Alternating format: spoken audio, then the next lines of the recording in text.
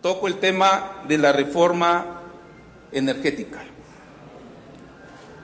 No siempre lo hecho en México está bien hecho. La historia está clara. Hemos pasado del defenderé el peso como un perro a las devaluaciones más inverosímiles, pasando del no nos volverán a saquear a la venta de más de 1,000 empresas paraestatales. ¿Cómo creerles nuevamente? Se han aprobado varias reformas llamadas estructurales como la laboral, la educativa, la de comunicaciones y nos ha ido pésimo con el PRI.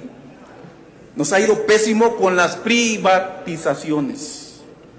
La banca fue nacionalizada por el presidente José López Portillo y otro de su misma camada la privatizó, Carlos Salinas de Gortari, con la supuesta condición de que fuera adquirida solo por empresarios mexicanos.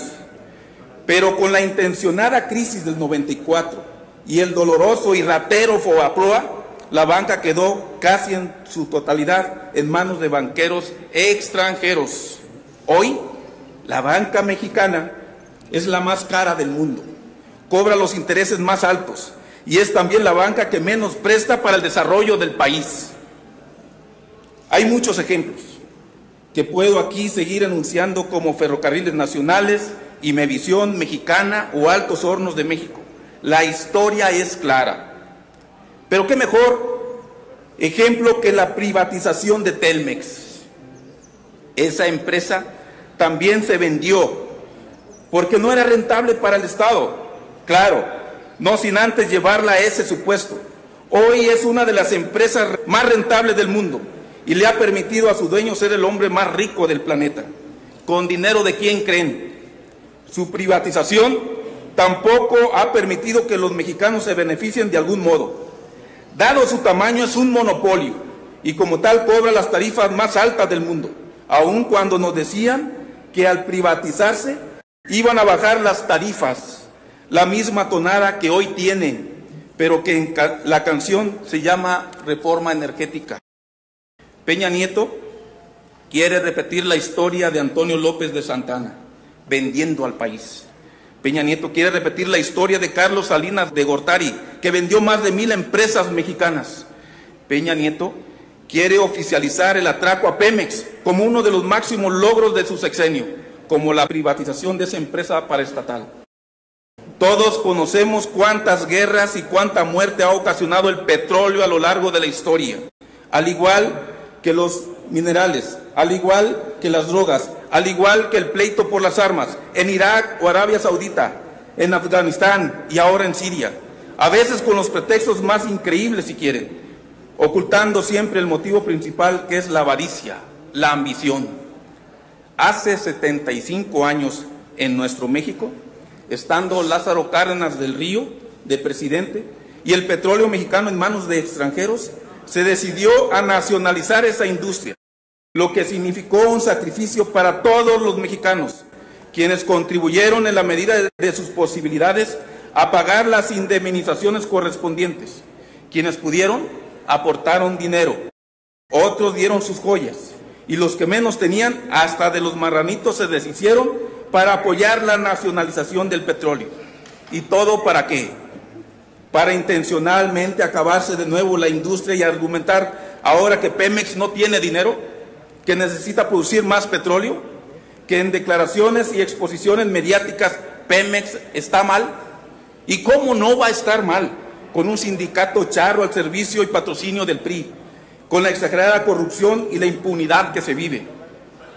Claro que sí, Pemex necesita reformarse.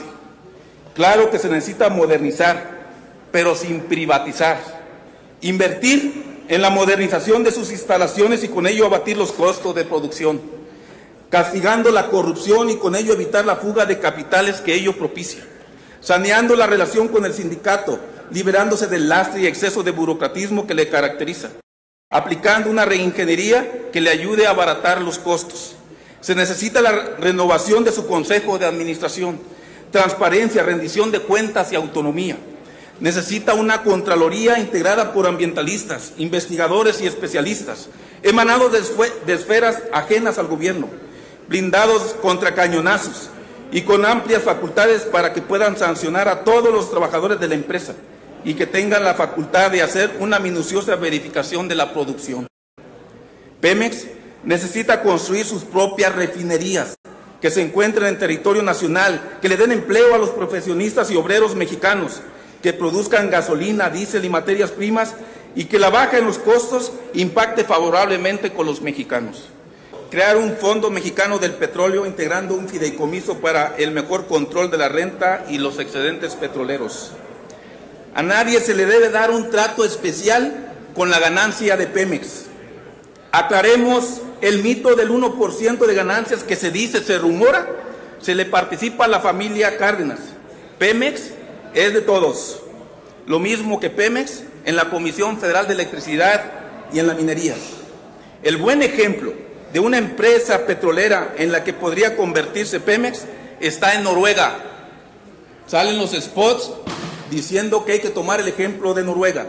Noruega, que aún habiendo agotado sus reservas petroleras, tuvieron la capacidad de hacer trascender sus empresas a otras latitudes, obteniendo aún, sin el hidrocarburo en el subsuelo, grandes cantidades de dinero que le ha permitido servir como una indestructible palanca de desarrollo, y solo se gastan los intereses de su ganancia. De todo lo hablado, podemos enfocarnos en un solo tema, de estos 12 temas que hablé, uno solo, la corrupción. No vamos a descubrir el hilo negro. El precio del barril lo determinan en Estados Unidos y allá también fijan el precio de los productos que nos regresan ya procesados del petróleo. Y aquí seguramente se llevan la ganancia de 1 a 3 dólares por barril. ¿Por qué en México la producción de un barril de petróleo cuesta más de 6 dólares, casi 7? Y en otros países el costo ronda entre 3 y 4 dólares. Son otros 3 dólares la diferencia por costo por barril. En México, casi para todos nos aplican la comisión. 20%, 15%, 10%, 5%. Entonces, ¿ustedes creen que solo son los 2.836.000 barriles que se producen al día? ¿Quién nos asegura que no se producen más? ¿Qué tal que se estuviera produciendo por lo menos un 1% más de lo que nos dicen que se produce? La transportación está sujeta a contratos leoninos y ventajosos.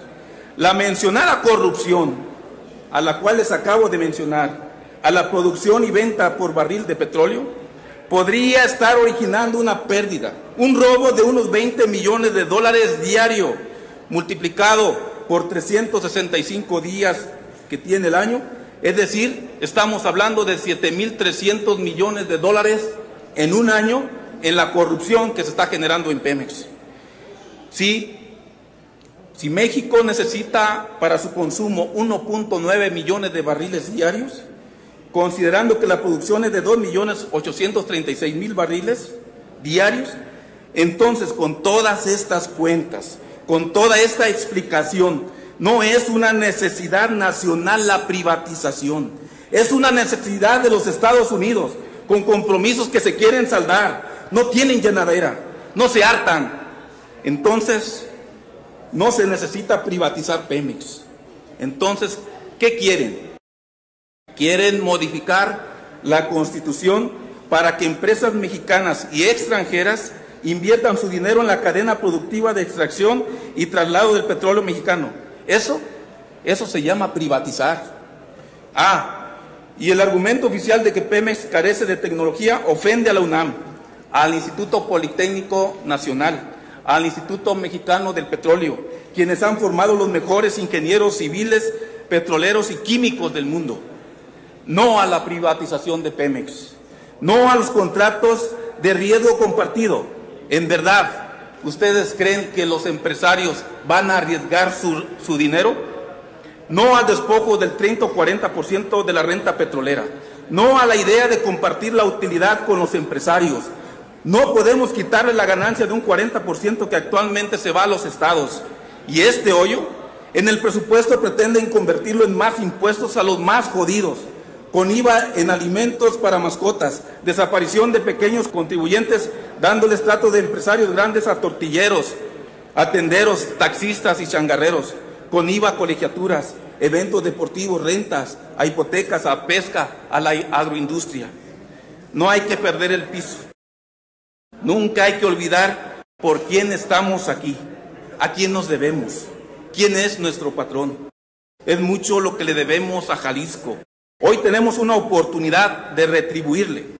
No la echemos al cajón del olvido, o peor aún, a la basura. Hagamos nuestro mejor esfuerzo por este gran estado. No a los cambios retrógrados. Pemex no es del presidente. Pemex no es de los senadores. Pemex no es de los diputados. Tampoco es del sindicato. Pemex no es de los empresarios. Pemex no es de unos pocos. Pemex es de más de 110 millones de mexicanos. Pemex es de México. Es cuanto, diputado presidente. Gracias. Gracias.